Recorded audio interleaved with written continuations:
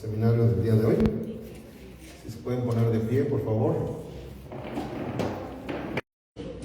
Y en esta, gracias porque, como siempre, nos das la oportunidad de poder tener estos talleres en los cuales, mi Señor, nos edificamos con el propósito, Padre mío, de glorificarte, de honrarte, con el propósito de tener el conocimiento necesario, Señor, para evangelizar a todo el mundo, Padre mío, para todas las personas que se crucen por nuestra vida.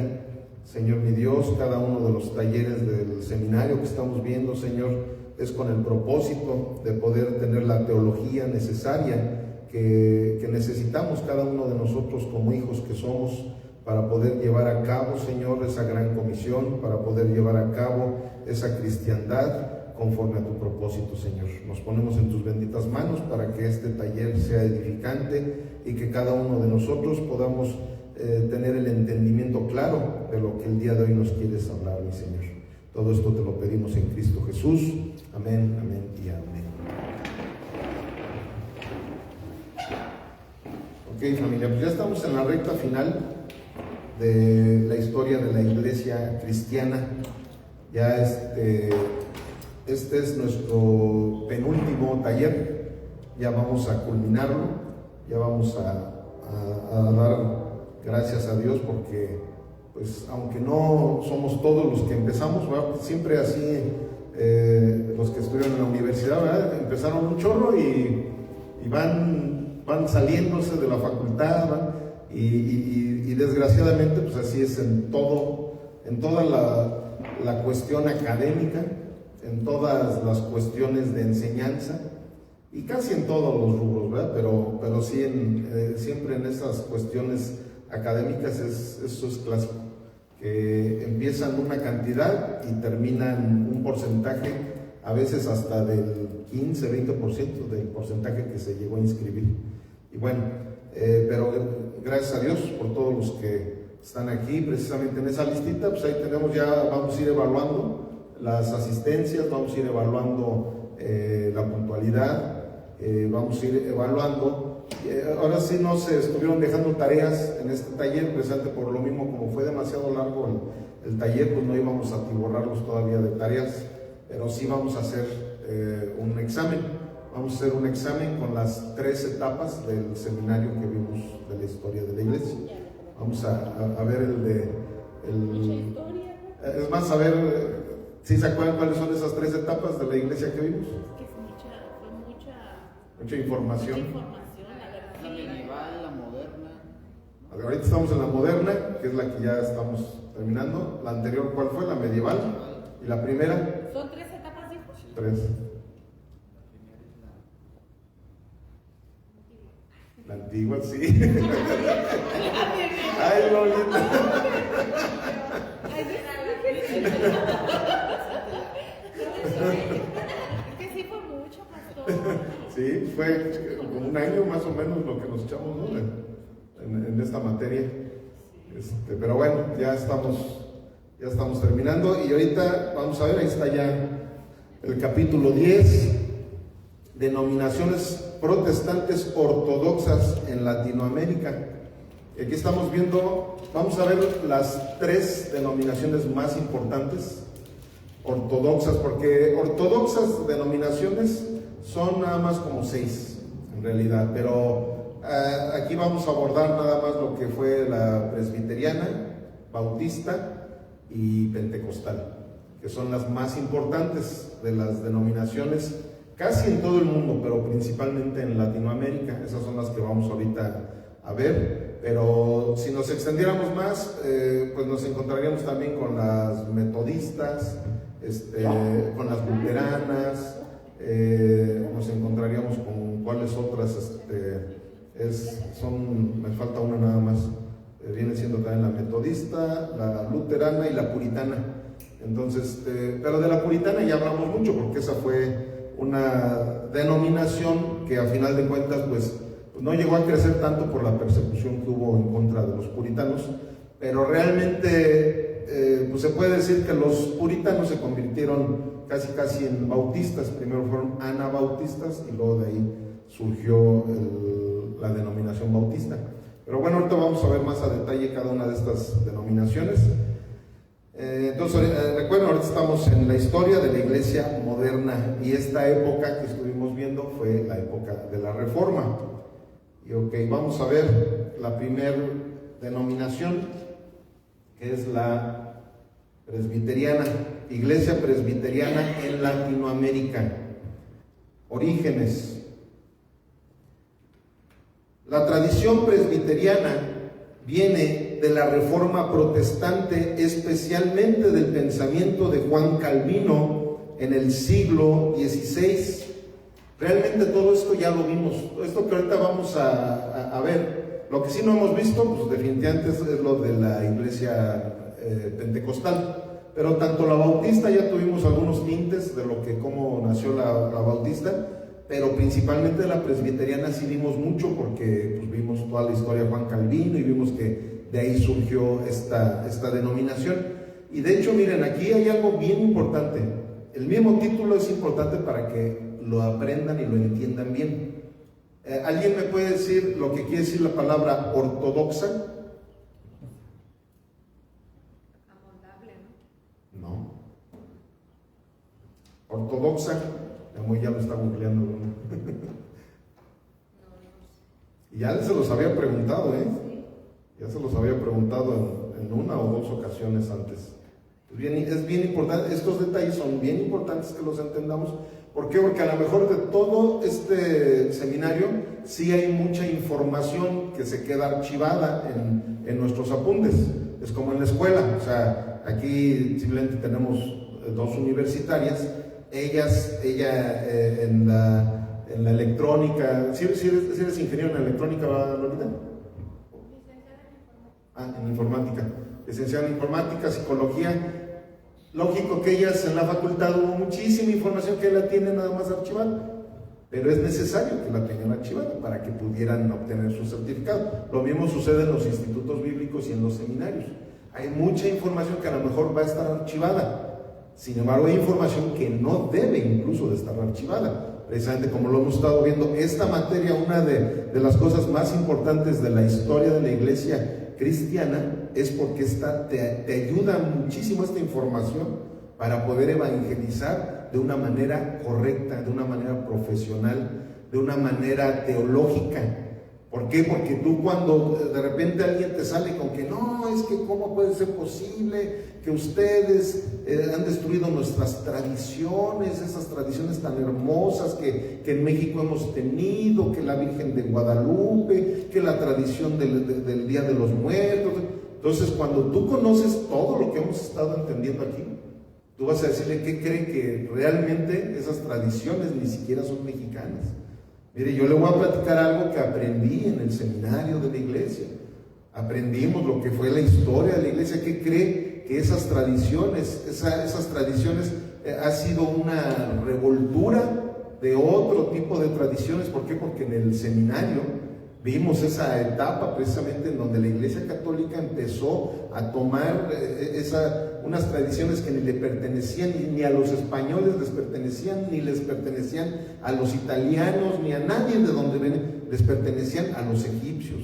¿Por qué? Porque en el año tal pasó esto, pasó lo otro. Entonces, cuando la gente empieza a ver que tú tienes información histórica, y al decir histórica estamos hablando de información científica, ¿qué sucede? Que eso la gente empieza a darte el respeto para que tú les enseñes y no sean ellos los que te estén. Hace ratito, de hecho, acabo de evangelizar a una señora que, no hombre, tiene un conocimiento tremendo. Ella es súper católica, pero de las que conocen bien. Conoce de apologética católica, y empecé a platicar con ella. Ella, de hecho, es pariente de Álvaro Obregón, es una personalidad aquí en el estado de Guanajuato, y la señora ya tiene 80 años y bien culta la señora. Y empecé a platicar, y cuando ella empezó a hablarme así de cosas históricas, porque sí, prácticamente eran también parte de cosas históricas, pues lógico que yo ahorita estoy empapadito de todo lo que les he estado enseñando, y le empecé a sacar historia de la iglesia cristiana. ¿Y qué creen que ella me decía? Sí, dice, en el año 1521, ¿verdad? Fue cuando Martín Lutero clavó las 95 tesis. Le digo, efectivamente. Dice, sí, no, la verdad es que la Iglesia Católica ya estaba destrozada, la verdad, esos papas nada más estaban haciendo puras tonterías.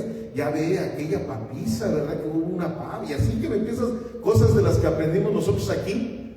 Ella que me empieza a platicar, y ya me dijo que porque ella tuvo un seminario, pero en el catolicismo. Pero en ese seminario ella descubrió muchas cosas porque se puso a leer la Biblia. Entonces ahorita, no, hombre, me fue muy fácil empezarle a hablar bien del cristianismo y mal del catolicismo, porque ella ya tenía cierto conocimiento, y aparte pues yo también empecé a implementar todo lo que aquí hemos estado aprendiendo, porque aquí yo aprendo también. Entonces esas cosas hay veces que luego decimos, ¿para qué nos irán a servir? Pues claro que nos van a servir. Entonces esta palabra que yo creo que Moya la encontró, ortodoxia, ¿qué es ortodoxia? Bueno, conforme con la doctrina oficial de una religión. O sea, la ortodoxia, cuando estoy hablando de doctrinas ortodoxas, es más, lo voy a regresar ahí al título, que es el que estamos viendo, que dice ahí, denominaciones protestantes ortodoxas en Latinoamérica. ¿Por qué? ¿Por qué dice ortodoxas si no dice nada más denominaciones protestantes en Latinoamérica?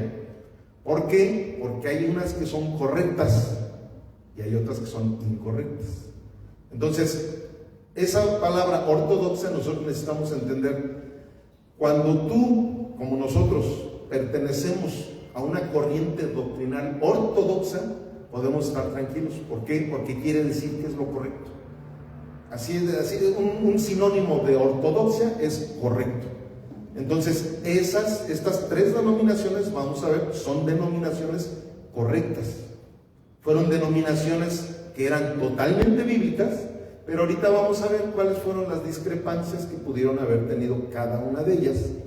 Pero lo más importante de esas tres denominaciones, estamos en el mismo canal, por así decirlo. Entonces, estas son las tres denominaciones ortodoxas. Entonces, ¿qué quedamos? ¿Qué es ortodoxo? Correcto. O sea, son tres denominaciones correctas, o sea, que son con una autoridad teológica, que cualquiera que diga, tú vienes de la denominación pentecostal, bueno, mis respetos. Tú vienes de la denominación bautista, mis respetos, es una doctrina ortodoxa. Tú vienes de la denominación presbiteriana, que bueno, son denominaciones correctas. Pero ya cuando les preguntas a alguien y te dicen, no, pues yo soy testigo de Jehová, no, esa no es una denominación ortodoxa. Es más, hay denominaciones evangélicas que tampoco, como cuál, la neopentecostal, que ahorita ya es la que está más famosa, y esas las vamos a ver para la próxima semana. Vamos a ver ya, por último, las denominaciones que son controversiales e incluso sectas, para que dejemos bien claro cómo quedó la historia de la iglesia también aquí en Latinoamérica, y veamos el porqué de cada una de esas. ¿Una doctrina ortodoxa se puede decir que es la que le da la gloria a Dios? Claro, o sea, ortodoxa es la que está alineada a la Biblia. Una empresa ortodoxa es la que sus básculas, tú le pones el kilo y tiene que pesar 1 kilo. Eso es una empresa ortodoxa, que está en la línea correcta, que está en lo legal. ¿Me explico? Entonces, por eso es peligrosísimo cuando que pare de sufrir. De repente salió esa disque iglesia de los de pare de sufrir. Esa no es una iglesia ortodoxa, eso es una secta, de hecho. ¿Por qué? Porque no tiene nada que ver con los bautistas, no tiene nada que ver con los pentecostales, no tiene nada que ver con los presbiterianos, no tiene nada que ver con los metodistas, no tiene que ver con los luteranos.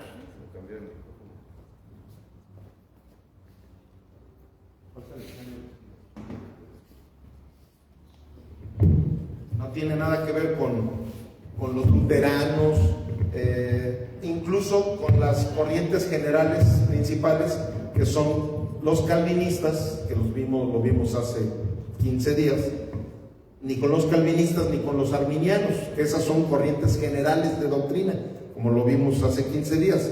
¿Se acuerdan que vimos lo que es los calvinistas, lo que son los arminianos que en sí son corrientes generales. Haz cuenta, un pentecostal puede ser arminiano, un pentecostal también puede ser calvinista, como nosotros.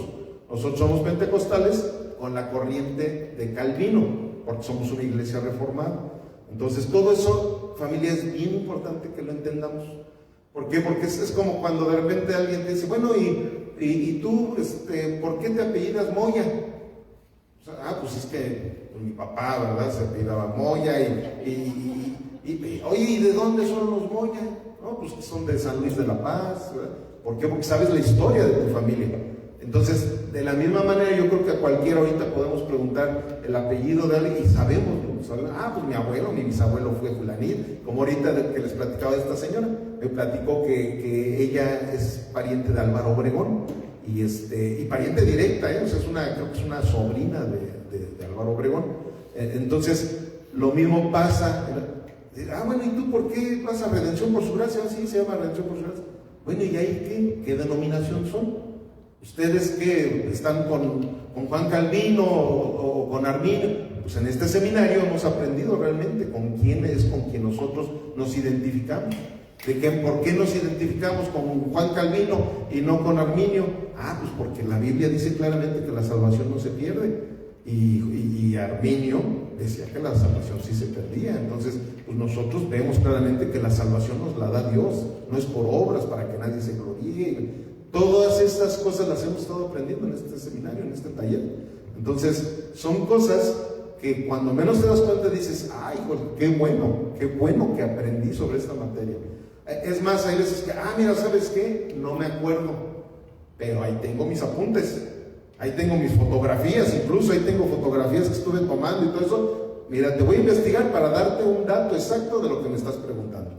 Y eso ya le da confianza a la gente. Ya cuando la gente dice, no, es que sabe de lo que me está hablando. O sea, este no es como nosotros, los de la religión fulanita, que no sabemos ni por qué somos de tal religión, ¿verdad?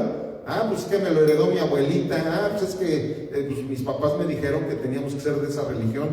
No, pues es que desde la independencia de México nos dejaron, ¿verdad? Esa religión y cosas así por el estilo. Pero bueno, vamos a proseguir. Entonces ya estábamos con la iglesia presbiteriana en Latinoamérica, orígenes. La tradición presbiteriana viene de la Reforma Protestante, especialmente del pensamiento de Juan Calvino en el siglo XVI. En Latinoamérica, el presbiterianismo llegó principalmente a través de misioneros de Estados Unidos y Europa. En el siglo XIX, sociedades bíblicas y juntas misioneras presbiterianas, contextos de apertura política y religiosa tras la independencia de muchos países. Ahí precisamente se estaba aprovechando también el que el protestantismo empezara a entrar en ciertos países, porque era donde empezaban las independencias. Precisamente aquí en México, cuando todavía estaba, es más, eso lo vimos hace 15 o 3 semanas, no me acuerdo, vimos que los católicos empezaban a guardar las costas de México, ¿se acuerdan? Sobre todo la de Veracruz, los puertos, y en el puerto de Veracruz ponían ciertos vigilantes para que si veían que llegaban protestantes, los desaparecían, para que en México no entrara el protestantismo. Entonces, precisamente cuando empiezan a haber revoluciones de independencia, el protestantismo tomó mucha fuerza en esos lugares. ¿Por qué? Porque ya las religiones que estaban allí, ya bien apadrinadas, pues ¿qué sucede? Que en esos momentos pues ya había mucho descontrol, entonces el protestantismo entraba en esos lugares. Entonces fue parte de lo que los presbiterianos estuvieron también en esos momentos aprovechando. ¿Para qué? Para poder estar evangelizando a incluso las tribus y todos los lugares donde estaban ellos entrando ahí para evangelizar. Buenas noches. Ok, vamos a la segunda diapositiva, a la tercera, perdón. Llegada y expansión en Latinoamérica. Algunos hitos importantes. México, desde mediados del siglo XIX, aproximadamente en 1850 a los 1870, hoy existe la Iglesia Nacional Presbiteriana de México, una de las más grandes del mundo en su tradición. Más ahí está ya esa está en Aguascalientes, esa iglesia. Esa fue la primera iglesia presbiteriana. En Brasil, el presbiterianismo llega en 1859 con el misionero Asbel Green Simon. En Colombia, Chile, Argentina, Perú, Guatemala, Costa Rica y otros países también reciben misiones presbiterianas a finales del siglo XIX y principios del siglo XX. Muchas iglesias comenzaron con escuelas, seminarios y obra social, además de la predicación. Fíjense que las iglesias presbiterianas en especial, así como ven esa, son bien bonitas, o sea, son así estilo totalmente europeo, así muy del estilo de inglesas o escocesas, porque ya ven que ahí es donde Juan Calvino pues, estuvo ahí levantando muchísimas iglesias. Hace poquito, precisamente la última vez que fuimos a la Ciudad de México, andábamos ahí en Coyoacán, y allí hay una iglesia, hagan de cuenta esa, ¿verdad? Se parece mucho a la que vimos ahí. Ahí en mero Coyoacán, no sé quién haya ido allá a Coyoacán, hay una iglesia así, muy parecida a esa. Y es más, está más bonita, ¿verdad? La de Coyoacán que esta. Sí, parece así incluso como un palacio, así inglés, pero bien bonito. Vas con mamá y hasta le dije, mira, ¿ya viste cómo no nada más las iglesias católicas son bonitas? Digo, mira, esa iglesia cristiana. De hecho, hay esa iglesia presbiteriana reformada. Digo, mira, precisamente esa iglesia es reformada, digo, las que es presbiteriana. Y no, una construcción bien padre. Ahí les recomiendo cuando andan ahí en Coyoacán, ahí la van a ver luego porque está grande, todo bien bonita la iglesia. De hecho, sí está más bonita que esta. Fue la primera en México. Sí, en la Ciudad de México, ahí en Coyoacán. Ahí está esa iglesia que les estoy comentando, está bien bonita. Y es más bonita incluso que esta. Es que esta fue la primera esta fue en Aguascalientes. Esa fue en Aguascalientes, en el siglo XIX se construyó esa iglesia presbiteriana. Ok. Presbiterianas. Ellas, la alabanza son como coritos, como... Sí, de hecho, ahorita que lleguemos a la pentecostal van a ver por qué somos pentecostales. Porque miren, la doctrina presbiteriana, la doctrina bautista, a mí es más, muchos de mis maestros cibernéticos que yo tengo, la mayoría son bautistas, pero reformados. Igual hay presbiterianos, pero es esa, ¿verdad? Ahorita ahí pásalas para que la vean, qué bonita está. Pero ¿cuál es el problema de los presbiterianos y de los bautistas? Ahorita les voy a platicar. Ahorita les voy a decir cuáles. Sí, los himnos. Cantan, son bien bonitos, hermosos los himnos, pero la verdad ahorita vamos a ver por qué es que precisamente la iglesia pentecostal es ortodoxa, pero desgraciadamente ahorita también vamos a ver sus pros y sus contras de lo que sucedió con nuestra denominación. Ok, vamos a los rasgos distintivos.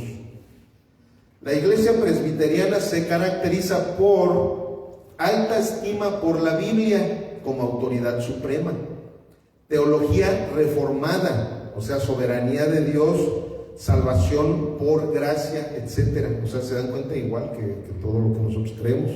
Gobierno presbiteriano. La iglesia es dirigida por ancianos. De hecho, la palabra presbiterio quiere decir ancianos. O sea, consejo de ancianos. Por eso cuando yo lo llego a nombrar nuestro consejo de ancianos que tenemos en la iglesia, digo consejo de ancianos o le digo presbiterio también. O sea, el presbiterio quiere decir consejo de ancianos. No por un solo obispo o pastor con poder absoluto. Esa es precisamente una marca de una iglesia reformada. El que no sea solamente el pastor el que dirija esa iglesia, que siempre haya un consejo, que haya un diaconado, para que, precisamente su nombre lo dice, consejo de ancianos, para que haya decisiones, las decisiones, claro, relevantes, porque no cualquier decisión va a presentarse al consejo, porque si no se perdería mucho tiempo, pero todas las decisiones relevantes, cuando hay una iglesia ortodoxa, tiene su consejo de ancianos. para que no solamente el pastor esté tomando las decisiones. Luego dice, fuerte énfasis en la educación teológica y la formación doctrinal. O sea, eso es algo elemental para que una iglesia sea ortodoxa. Uso histórico de confesiones de fe, como la confesión de Westminster. La confesión de Westminster, ya lo vimos también hace como 2 o 3 meses. Esa confesión es una confesión que está totalmente basada en las 5 solas. Está basada completamente en la Biblia. Es una confesión, de hecho nuestra confesión, que la tenemos allá atrásito, es muy similar a la confesión de Westminster. Es muy similar, nada más que nosotros como pentecostales todavía creemos también en algunos, hacemos énfasis en cosas que ellos no hacen énfasis. Pero realmente, doctrinalmente hablando, eso es lo correcto. Para ser una iglesia ortodoxa necesitas tener esa línea de esa confesión. Ok, impacto en Latinoamérica. Fundaron escuelas, hospitales y seminarios. De hecho, si se dan cuenta, ese es un edificio donde se ve una iglesia por encima de todo, y luego ahí se ven escuelas y se ven hospitales. Es más, abajo dice educación, fe, salud. Eso fue algo bien importante que empezaron a hacer los presbiterianos en Latinoamérica y aquí en México. O sea, por eso Benito Juárez estaba fascinado de que hubiera protestantes aquí en México. De hecho, pues él era masón, pero él, religiosamente hablando, pues él se inclinaba muchísimo por los protestantes, e incluso hizo una guerra bien tremenda contra los católicos, cerrándoles incluso las iglesias y dejando que ellas se manejaran su economía independiente a la economía del gobierno de México. ¿No? Creo que todos lo aprendimos eso desde la primaria, secundaria, nos lo enseñaron, y fue precisamente por eso, porque él empezó a ver que la Iglesia Católica lo único que estaba haciendo en México era seguir saqueando a los pobres, seguir saqueando para construir unos megapalacios. Esas arquitecturas tan hermosas a mí me encantan, pero ahí se ve precisamente toda la idolatría precisamente de esa religión que empezaron a construir, y sin embargo ellos no. Ellos llegaban y ellos de una manera autónoma, ellos empezaban a trabajar. O sea, a construir iglesias, pero también a construir escuelas, a construir hospitales. Todos los recursos que traían incluso de Europa, los recursos de Estados Unidos, los empezaban a usar para ayudar a la gente. Entonces eso fue algo muy padre, eso fue un impacto, como lo dice aquí, un impacto en Latinoamérica. Influyeron en la formación del protestantismo histórico, fueron clave en la defensa de la libertad religiosa en varios países, mantuvieron una identidad más doctrinal y litúrgica frente al auge posterior del protestantismo. Pentecostalismo, sí. Frente al auge posterior del pentecostalismo, sí, perdón. Precisamente eso es lo que vamos a ver ahorita que entremos al pentecostalismo. Ok, en resumen, la Iglesia Presbiteriana en Latinoamérica es una de las raíces principales del protestantismo histórico en la región, sólida en doctrina, organizada en su gobierno e influyente en educación y misiones. No es la más numerosa hoy en día, pero sí una de las más teológicamente estructuradas y con mayor legado histórico. Ok, vamos a la que sigue, que es la bautista.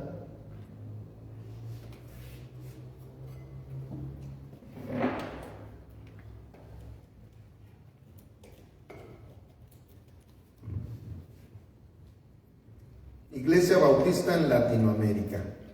Orígenes.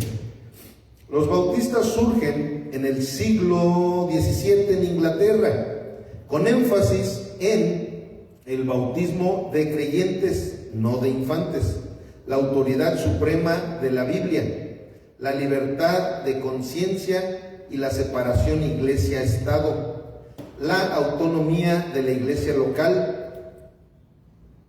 A Latinoamérica llegan principalmente por medio de misioneros norteamericanos y europeos en el siglo XIX. Miren aquí, lo primero dice, los bautistas surgen en el siglo, ¿qué dice ahí? en el siglo XVII, en Inglaterra.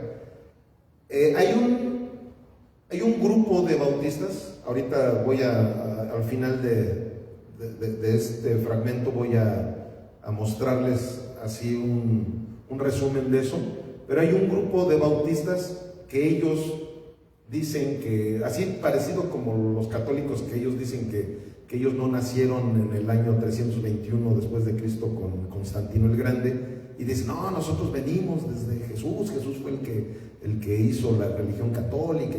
Así algo parecido, hay un grupo de bautistas que ellos dicen que ellos no vienen del protestantismo, dicen que no, que ellos no vienen de Roma, o sea, que ellos no vienen de la religión católica, porque en realidad todos los cristianos evangélicos venimos de la religión católica.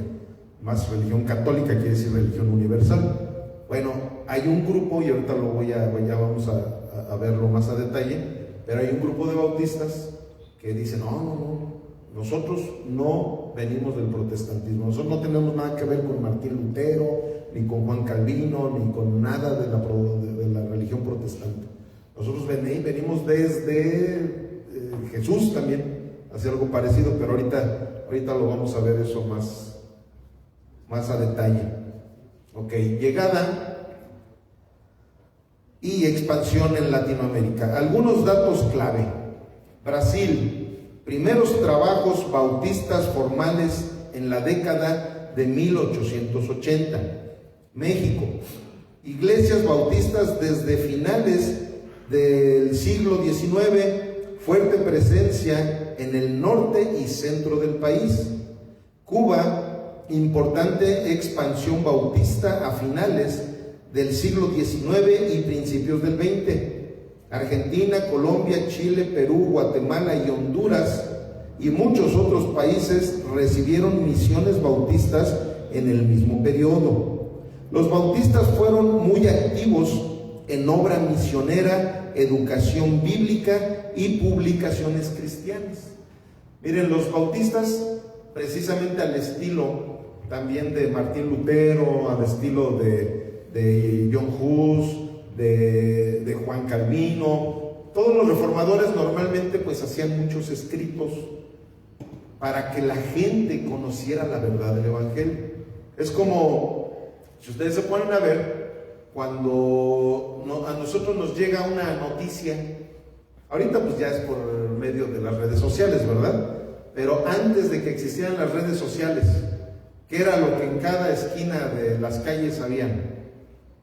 Puestos de periódicos, ¿verdad? Y siempre tú a través de los periódicos, había gente, yo nunca tuve la costumbre, un tiempo creo que sí tuve la costumbre, ¿verdad? Que llevaba el periódico a la casa, pero casi no, o sea, yo con mi papá sí, él sí era de siempre estar llevando el periódico, mi abuelito no se diga, él sí era de siempre, diario compraba ya ven que hasta luego se hacían torresotas de periódicos ahí, y para luego andar haciendo las piñatas, ¿no? Sí, entonces, ¿y qué sucede? Una persona que tú la veías que tenía sus cerros ahí de periódicos estaban bien informados. O sea, ellos, oye, ¿y en cuánto está el dólar? Ah, el dólar está tanto. Oye, la gasolina ya subió, ya bajó. Oye, que ahora ya hay otro diputado federal, ¿verdad? Y que el presidente municipal hace. Y te sabían dar datos y señas. ¿Por qué? Por medio de los periódicos. ¿Me explico? Entonces, la escritura es información. Es una información tremenda. Entonces, ¿qué sucede? Que ellos empezaron a adoptar mucho esa situación en toda Latinoamérica. Hacían escritos, hacían libritos, tipo como lo que hacen ahora los testigos de Jehová, ¿verdad? Pero pues ellos malinforman con estas revistas de la Atalaya y todas esas cosas que hacen.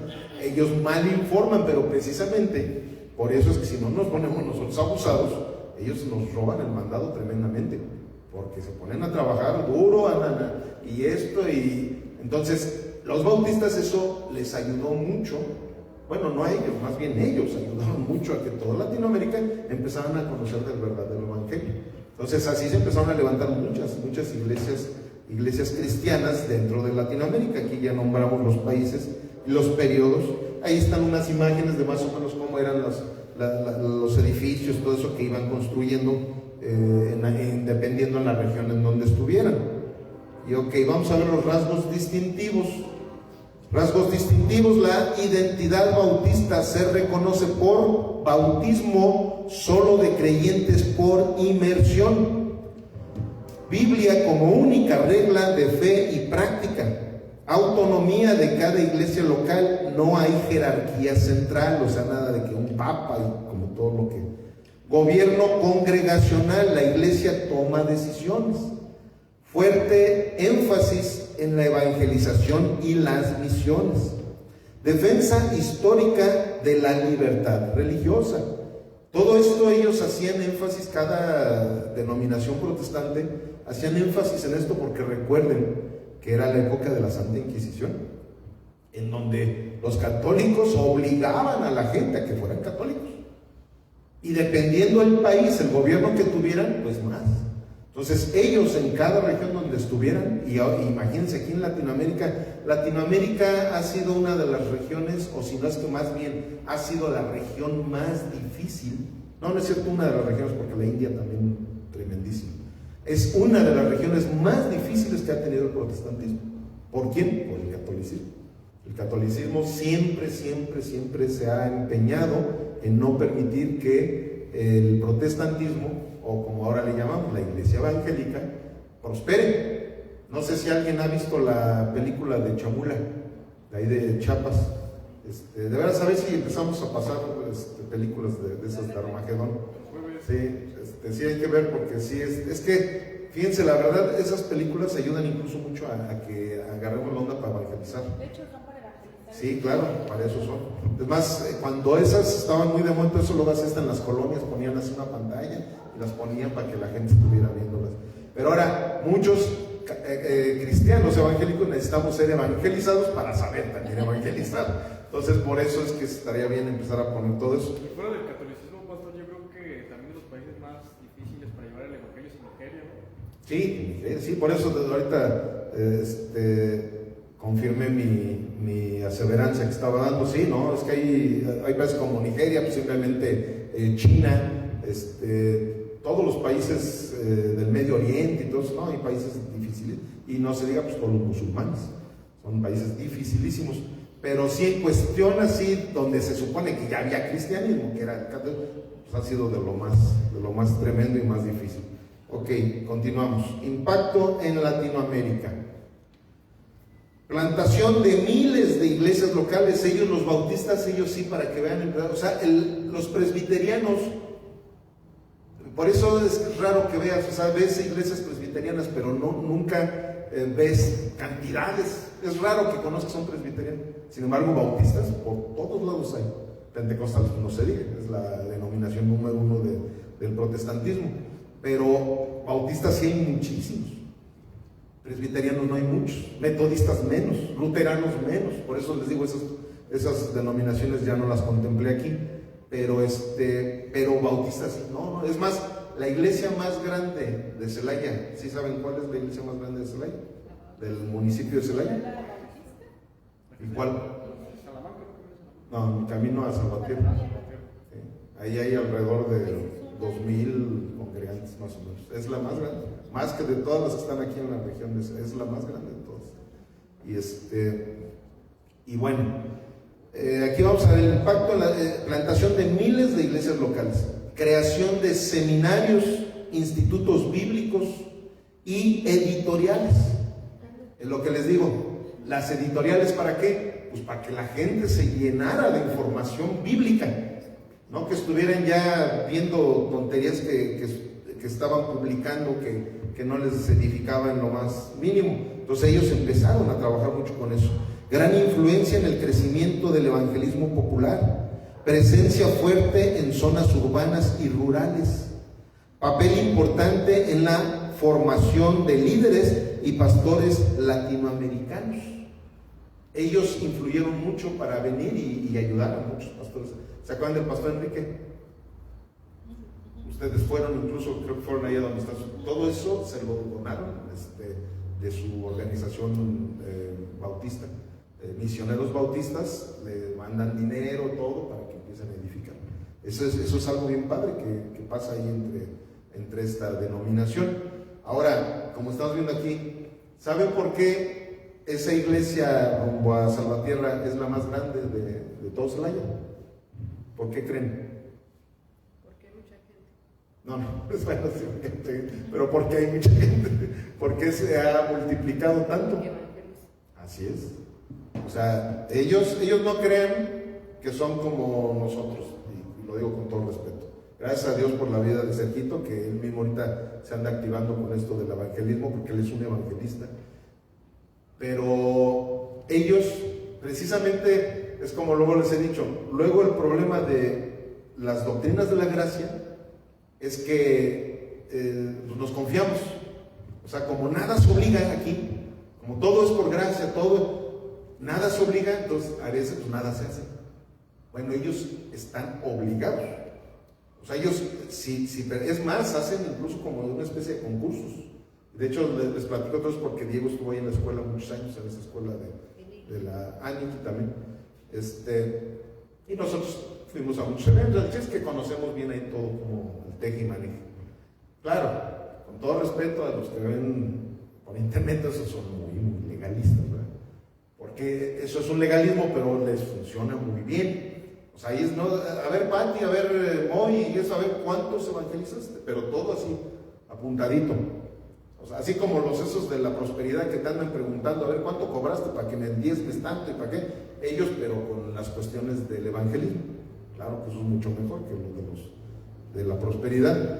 Pero sí, o sea, es obligatorio.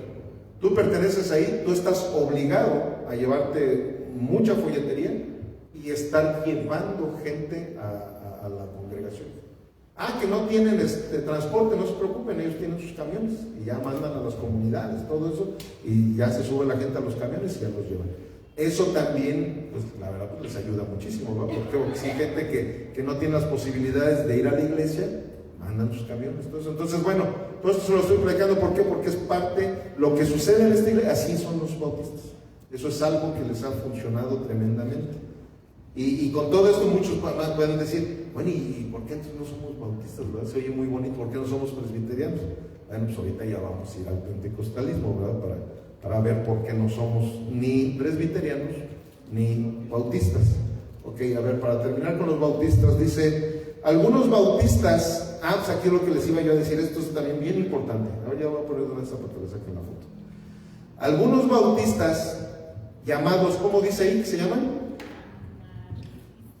Landmarquistas o de sucesión histórica. ¿Quiénes son estos landmarquistas? Creen que no vienen del protestantismo porque afirman que siempre ha existido una línea de iglesias como ellos desde los apóstoles. Dicen que nunca fueron parte de Roma, por eso no salieron en la Reforma. Esta línea se conoce como, esta idea se conoce como la teoría del rastro de sangre. Históricamente, la mayoría de los estudiosos sostiene que el movimiento bautista moderno sí surge en el contexto protestante del siglo XVII. O sea, es como ahorita, todo lo que hemos visto en este seminario, vemos que es de la historia universal. Pero los católicos tienen otra historia interna. O sea, tú platicas con un católico y le dices, no, pues es que ya ves que quien fundó la Iglesia Católica pues fue Constantino el Grande, ahí en el año 321 después. No, ¿cómo crees? No, el que fundó nuestra iglesia fue Jesús, poniendo a Pedro como el primer papa de la historia, ¿verdad? Eso te dice un católico. Pero tú le dices, ¿en dónde aparece eso? Pues eso aparece en nuestra historia del magisterio católico, eso aparece en los catecismos, eso, puras cosas internas, pero no aparece en la historia universal. Bueno, esto del rastro de sangre, de la misma manera, y les digo porque yo una vez platicando con un pastor que tú conoces bien, bautista, y platicando me decía eso, no, es que ¿tú qué no sabes lo del rastro de sangre, Bernardo? Claro que lo sé, es una invención que un grupito de bautistas han dicho. pero en la historia universal nunca aparece nada de lo del rastro de sangre. Eso es una invención de ustedes. Eso es parte de una tradición de un grupo de bautistas. Pero en la historia universal, ustedes nacieron hasta el siglo XVII, después del protestantismo, más mucho después. ¿Por qué? Porque la iglesia protestante nació en 1521 y ellos nacieron hasta el siglo XVII. Pero es como aquí dice, es un grupito mínimo.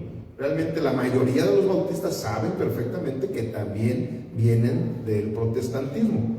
En resumen, la Iglesia Bautista en Latinoamérica se distingue por su pasión misionera, un énfasis en la decisión personal de fe, y su modelo de iglesia local autónoma ha sido una de las fuerzas más dinámicas en la expansión del protestantismo en la región, y sigue siendo una de las denominaciones evangélicas más numerosas. De hecho, en Estados Unidos hay muchísimas iglesias bautistas. Y bueno, también en Latinoamérica, pero bueno, no tanto como allá, ¿verdad? Ok, entonces vamos a pasar ahora a la denominación de la cual nosotros pertenecemos.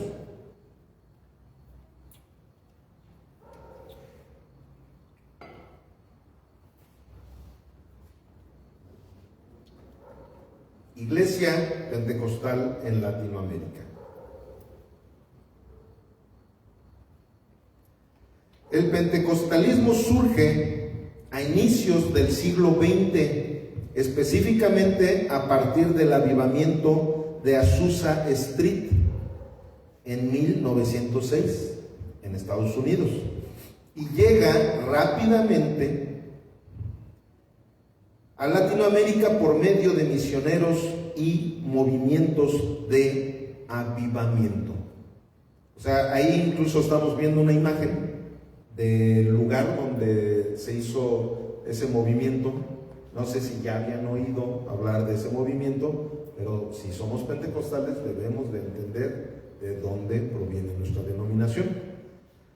Allí, en esta calle, esto del movimiento de Azusa Street es una calle que está allá en Estados Unidos, y ahí se está viendo la imagen de lo que empezó a suceder. O sea, allí ellos estaban llevando a cabo pues una célula de estudio bíblico, y el Espíritu Santo se empezó a manifestar tremendamente. Algo que nunca había sucedido en la iglesia luterana, ni en la iglesia presbiteriana, ni en la iglesia bautista. Empezó a suceder algo que todos nosotros lo conocemos perfectamente porque nacimos en la pentecostal, pero hubo manifestaciones parecidas precisamente al día de Pentecostés, cuando estaban en el aposento alto. Entonces empezaron a haber manifestaciones. Algunos empezaron a tener don de lenguas, empezaron a hablar en lenguas, algunos empezaron a entender las lenguas de esos que hablaban, algunos empezaron a hacer cánticos nuevos, nada de los himnos y salmos que normalmente cantaban, sino que empezaron a cantar, o sea, cántico nuevo, empezaban a cantar de una manera muy hermosa, y empezaron a sentir ese mover del Espíritu Santo de una manera tremenda. Por eso es que se le puso a esa denominación pentecostal. Bueno, sí, algunos le llaman los pentecosteses o los pentecostales. Teológicamente los pentecostales, o sea, nosotros somos pentecostales, pero algunos les dicen también pentecosteses. Pero ¿qué sucede? Que ¿por qué se les puso así? Precisamente por eso, porque empezó a haber esa misma manifestación que hubo, lo que se lee ahí en el libro de Hechos, en Hechos 2, cuando empezamos a ver que como lenguas de fuego llegó ahí al aposento. Así pasó allí en esa calle, ya en Estados Unidos. Fue en el año 1906. Dice: expansión en la región, se expande con fuerza desde las décadas 1910 a 1930. Crece mucho en países como Chile, Brasil, México, Guatemala, Colombia y Perú. Hoy es uno de los movimientos cristianos más numerosos en Latinoamérica, sobre todo en sectores populares y urbanos. Eso también fue una situación, fíjense. las religiones protestantes que habían en México, la mayoría, que creen que eran en puras élites, o sea, en lugares así de escasos recursos, todo eso, sobre todo por la situación muy cerrada, ¿no?, de la gente. Ustedes saben que luego, cuando hay condiciones más precarias, todo eso, la gente se vuelve más cerrada, más temerosa de los cambios, cosas por el estilo, que pasó en Chamula. O sea, ahí precisamente por la idiosincrasia, por la falta de cultura, por ignorancia, por qué sé yo, no permitían que los protestantes llegaran. Bueno, lo mismo estaba sucediendo. Sin embargo, con el pentecostalismo, algo que empezó a causar un impacto tremendo, que incluso en esas regiones también empezó a haber avivamientos. O sea, ya no era de que ay, los protestantes solamente son de la élite, ¿no? Puros juniorcitos, puro fresa. Pues, no, empezaron a haber ya gente de bajos recursos que empezaron también a caminar en la religión cristiana pentecostal. Ok, continuamos. Rasgos principales. Énfasis en la experiencia personal con el Espíritu Santo. Creencia en los dones espirituales, especialmente hablar en lenguas, sanidades, profecía. Alta autoridad de la Biblia. Estamos hablando de la iglesia pentecostal ortodoxa, que es la que nosotros practicamos. Culto expresivo y dinámico. Fuerte impulso en evangelización y misiones. Entonces, aquí creo que nos estamos dando cuenta por qué somos pentecostales. En la Biblia habla claramente de las manifestaciones del Espíritu Santo. Es más, ahora que vimos 1 y 2 de Corintios, ahí vimos en una prédica todo lo relacionado a los dones espirituales. O sea, los dones espirituales están vigentes. ¿Por qué están vigentes? Porque están en el Nuevo Testamento, están en la doctrina cristiana. No es algo que haya cesado como algunos bautistas, algunos presbiterianos dicen. La mayoría de bautistas, la mayoría de presbiterianos son cesacionistas. Apúntenle por ahí, apunten, esto es importante que lo sepan. Cesacionistas, porque dicen que ya cesaron los dones del Espíritu Santo y algunos de los ministerios que aparecen también en la Biblia. Ellos dicen, ya no existen profetas, ya no existen apóstoles, ya no existe el don de lenguas, ya no existe el don de profecía, ya no existe todos los dones espirituales que aparecen en 1 Corintios 12, ya cesaron. Y esa es una equivocación por una hermenéutica mal revisada. Sus contextos que ellos han manejado no tienen nada que ver con los contextos verdaderamente bíblicos. ¿Por qué? Porque cuando se habla después precisamente de eso que dice Pablo, es que de nada me sirve que yo tenga todos los dones espirituales. De nada me sirve que hable yo en lenguas si no tengo amor. ¿Por qué? Porque todo cesará, pero el amor nunca dejará de existir. ¿Verdad? ¿Se acuerdan que dice todo eso? Bueno, como Pablo dijo, todo esto cesará, o sea, todo esto desaparecerá. Ellos dicen, ya desapareció, ya no es necesario que se hable en lenguas, ya no es necesario que se profetice, ya no es necesario que haya apóstoles, ya no es necesario, porque ya cesaron todos esos dones, ya eso del don de lenguas ya cesó. No es cierto. O sea, está diciendo ahí claramente Pablo, cuando nos vamos a una hermenéutica bíblica y nos vamos a sus contextos, ahí estamos viendo claramente que está diciendo que cuando regrese Jesucristo, ahí sí van a cesar todos esos dones. Todos, es más, va a cesar incluso la predicación, ya no va a haber pastores, ¿ya para qué va a haber pastores? Si ya el pastor de pastores va a estar entre nosotros. Todos los dones espirituales van a cesar, pero hasta que llegue nuestro Señor Jesucristo. ¿Sí me estoy explicando por qué somos pentecostales? Porque nosotros los pentecostales sí seguimos creyendo en los dones espirituales. Sabemos claramente, es más, yo tengo el don de lenguas y le doy gloria a Dios que uso el don de lenguas como lo dice la Biblia. O sea, no lo uso para, es como si ahorita me pongo aquí a estarles hablando en lenguas. ¿En qué los voy a edificar ustedes? En nada. Cuando hablo en lenguas, muchas veces a lo mejor ustedes ni cuenta sean porque luego hago a un lado el micrófono para no estar ministrando en la iglesia y empiezo yo a hablar en lenguas con el Señor. Son cosas entre él y yo. A menos que hubiera aquí un intérprete. Si uno de ustedes me dice, pastor, ¿qué cree que yo interprete todo? Ah, pues entonces interprétalo ante la iglesia. Sí, pastor, porque ¿qué cree? Que todo lo que usted estaba diciendo era profecía. Estaba hablando cosas que ahorita nosotros estamos viviendo en la iglesia y es necesario que toda la iglesia lo escuche. Ah, pues entonces, por favor, traduce las lenguas que yo pueda estar hablando en esos momentos. ¿Por qué? Porque todo eso Pablo lo enseñó a la iglesia. O sea, no fue para los del Antiguo Testamento, no fue para un grupo de personas específicas, fue para la iglesia de Jesucristo. Entonces, esto empezó a suceder allí, en ese movimiento.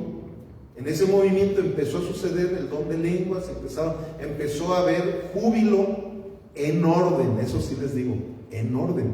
Un verdadero avivamiento del Espíritu Santo, nada de que te empieces a tirar y empieces a vomitar y empieces... No, eso que pasó ahí en Azusa no fue desorden, no, es más, ahí ahorita vimos ahí la imagen de cómo estaban adorando a Dios, algunos hablando, lo mismo que pasó en el aposento alto el día del Pentecostés. Es exactamente lo mismo y eso es lo que muchas veces pasa también aquí en nuestra congregación.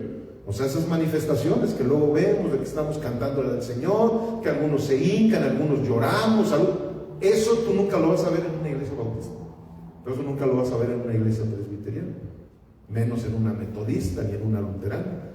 Pero en una iglesia pentecostal sí, sin que lleguemos ya a las distorsiones que vamos a ver la próxima semana. La próxima semana vamos a ver desgraciadamente las distorsiones que se empezaron a llevar a cabo, sobre todo en nuestra denominación pentecostal.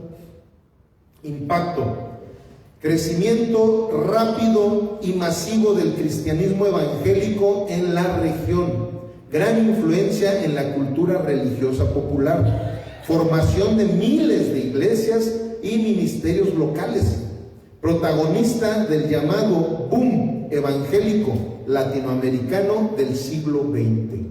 O sea, si los bautistas habían tenido muchísimo éxito en Latinoamérica, no, el pentecostalismo tuvo muchísimo más éxito. De hecho, hay mucha gente que ni siquiera conoce a un bautista, no conoce a un presbítero, pero sí conocen a pentecostales. La mayoría de cristianos que tú te encuentras en algún lugar, la mayoría somos pentecostales.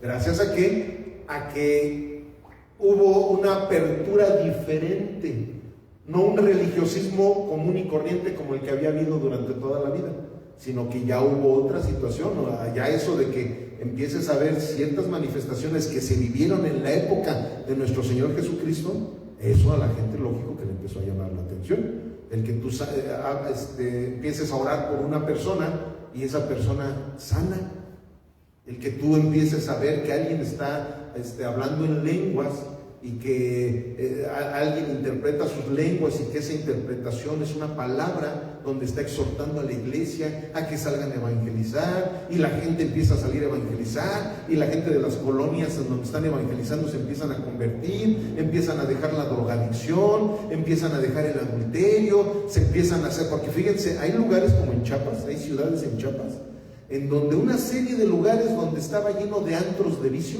se empezaron a cerrar y al ratito ya veías que abrían una tienda que decía tienda Ebenezer, veías una peluquería que decía peluquería para la gloria de Dios, y así en serio hay muchos lugares en Chiapas, no sé si hayan ido algunos de ustedes, sobre todo en Tuxtla Gutiérrez, vas y así encuentras un chorro de establecimientos con nombres bíblicos, porque la mayoría de los chiapanecos son cristianos pentecostales. Ahí hay muy poquitos bautistas, muy poquitos presbiterianos. Y de hoy en ocho, pues vamos a ver la parte mala, ¿verdad?, de lo que empezó a suceder desgraciadamente con nuestra denominación. En resumen, la iglesia pentecostal en Latinoamérica es el movimiento evangélico de mayor crecimiento, caracterizado por su énfasis en el Espíritu Santo, los dones espirituales y una fe vivida de manera intensa y cercana a la gente. Es clave para entender el cristianismo latinoamericano actual. Y bueno, vamos a ver, ya para finalizar, ¿qué fue Azusa Street? Fue un avivamiento cristiano que ocurrió en Los Ángeles, California, entre 1906 y 1909, en una misión ubicada en el 312 de Azusa Street. Es considerado por muchos historiadores como el nacimiento del movimiento pentecostal moderno. Personaje central, ahí está incluso su fotografía, William J. Seymour. William era un predicador afroamericano, hijo de exesclavos. Había sido influenciado por las enseñanzas sobre el bautismo en el Espíritu Santo y los dones espirituales. Llegó a Los Ángeles en 1906 y comenzó reuniones de oración que pronto se volvieron masivas. Predicaba que la evidencia del bautismo en el Espíritu Santo era hablar en lenguas. Luego dice que bueno, ahorita quiero hacer un paréntesis en esto. ¿Por qué somos iglesia pentecostal? Somos cristianos pentecostales, pero reformados. ¿Por qué somos reformados? Como se los he dicho, y sobre todo en este taller, en este seminario. Un corazón reformado es aquel que todo el tiempo está buscando acercarse más y más y más a la verdad. Porque todos los seres humanos somos falibles, aunque los católicos digan que no. Aunque los católicos dicen que el Papa es infalible, eso es una herejía tremendísima. Todos los seres humanos somos falibles. Entonces, ¿por qué una iglesia reformada? Porque nosotros como iglesia reformada no nos quedamos con lo que aprendimos de los líderes de nuestra denominación, sino que nosotros tomamos la iluminación de lo que Dios les reveló a esos líderes, pero todo lo que haya sido bíblico. Como ahorita les dije, bíblicamente hablan del don de lenguas, pero la Biblia no lo dice como enseñanza que para que tú tengas el bautismo del Espíritu Santo tienes que hablar en lenguas. Eso no lo dice la Biblia. Lo dice como consecuencia, porque sí, hay una cita en donde dice, y como fueron bautizados con el Espíritu Santo, empezaron a hablar en lenguas. Pero no lo está diciendo como requisito. Esto se los digo porque la doctrina pentecostal, incluso ortodoxa, tiene esa idea. Tú para que estés bautizado con el Espíritu Santo tienes que hablar en lenguas. Entonces, si no hablas en lenguas, entonces quiere decir que no estás bautizado con el Espíritu Santo. Y ahí sí es donde ya una iglesia reformada dice, no, a ver, espérame tantito. Esto hay que reformarlo. Este hermanito, que era un hombre tremendo de Dios, un siervo de Dios, el hermanito William tenía toda la razón en muchas cosas, pero cuando él dijo que esto tenía que quedar en la confesión de fe de los pentecostales, ahí un pentecostal reformado como un servidor, dices, no, espérate, ahí sí no. ¿Por qué? Porque aquí tú ya estás hablando algo que la Biblia no dijo. ¿Sí me estoy explicando, familia? Eso es precisamente la importancia de entender el porqué de una iglesia reformada. Igual, es más, ustedes han visto que hay veces que desde el púlpito les digo, familia, esto yo en una ocasión lo prediqué de una manera mala. ¿Por qué? Porque no había entendido los contextos. No había, es más, hace años yo la hermenéutica ni siquiera la utilizaba para predicar. Lo hacía como la mayoría de la gente que pues, espera una revelación y así predicaba, y sobre todo me guiaba con comentarios de algunos otros predicadores y cosas por el estilo. Sin embargo, ahora que ya todas mis predicaciones tienen que ser pasadas por la hermenéutica, hay veces que digo, híjole, me equivoqué, antes había yo dicho esto, pero la Biblia dice esto otro. Eso es un corazón reformado, cuando tú realmente sabes que te puedes equivocar. Y bueno, ¿qué pasaba en esas reuniones? Los cultos en Azusa Street eran muy distintos a lo tradicional: oración intensa y prolongada, predicación sencilla centrada en Hechos 2, personas testificando conversiones, sanidades y experiencias espirituales, manifestaciones carismáticas, lenguas, profecías, adoración espontánea, algo muy radical para la época. Gente de diferentes razas y clases sociales adorando juntos. Esto también fue algo muy especial. ¿Por qué? Porque antes cada religión tenían, haz cuenta, que era una iglesia de negritos, pues puros negritos. Era una iglesia es más, hasta incluso de países, ¿no? Pues que aquí son puros ingleses. Y eso era muy marcado en las religiones.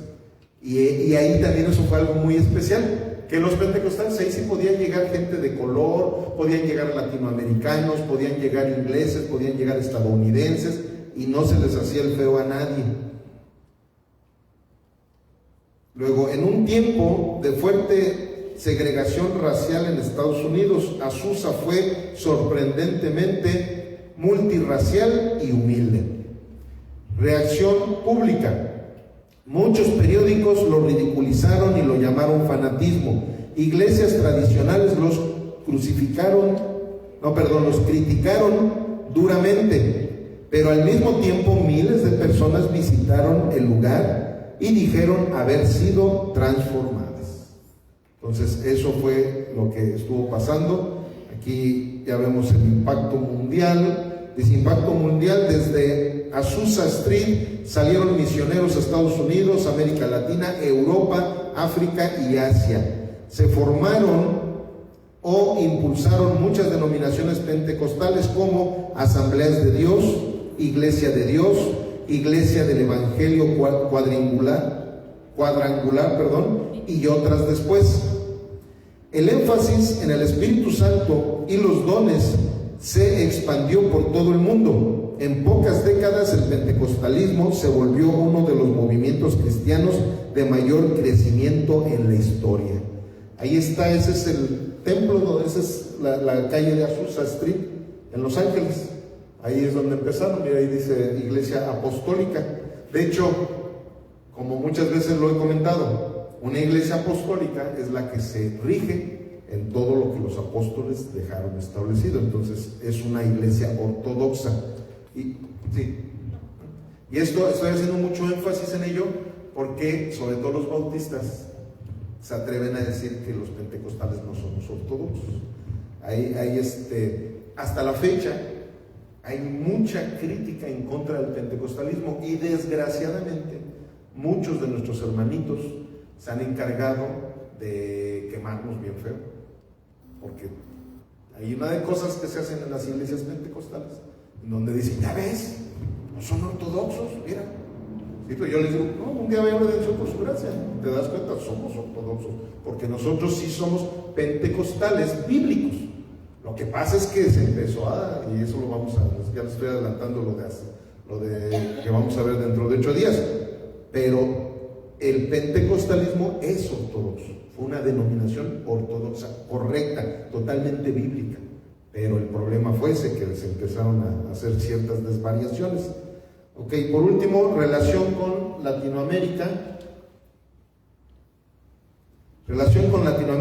Misioneros influenciados por Azusa llegaron a Chile, Brasil, México y Centroamérica desde las primeras décadas del siglo XX. En Chile, 1909, por ejemplo, surge un fuerte avivamiento pentecostal con raíces directas en este movimiento.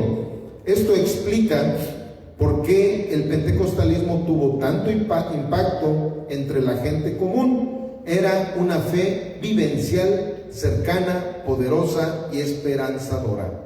En resumen corto, Azucena Street fue un avivamiento 1906-1909 liderado por William J. Seymour en Los Ángeles, caracterizado por oración intensa, dones espirituales y un fuerte sentido misionero. De ahí nace el pentecostalismo moderno, que luego se expandió por todo el mundo, incluyendo con enorme fuerza a Latinoamérica. Y con esto terminamos. ¿Algún comentario, pregunta o algo? ¿No? ¿Todo en orden?